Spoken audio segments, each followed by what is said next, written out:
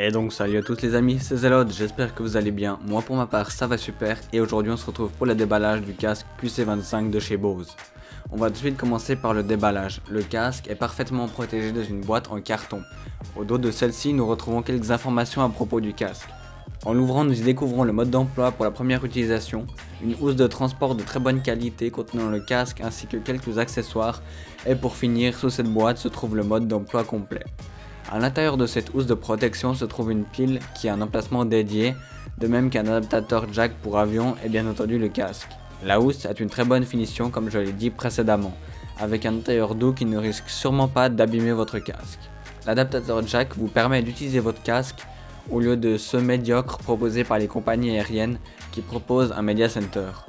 La pile viendra alimenter le casque pour pouvoir activer la réduction de bruit ainsi que l'amplification de la musique. Sur ce point, c'est assez dommage que Bose ne propose pas une batterie interne.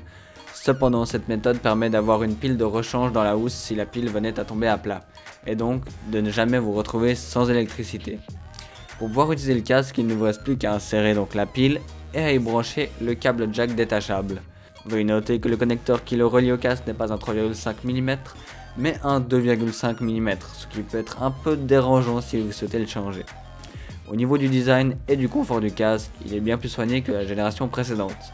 La petite touche bleue électrique à l'intérieur est juste magnifique. Niveau son, rien à redire non plus, la qualité est juste excellente et cette dernière n'est pas altérée par les bruits environnants grâce à la réduction de bruit. Les seuls points négatifs que l'on peut lui trouver sont l'effet de sourdine lorsque l'on marche rapidement ainsi que le bruit du vent lorsqu'il souffle beaucoup à l'extérieur.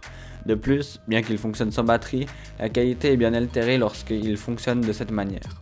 Sur ce les amis, j'espère que cette vidéo vous a plu.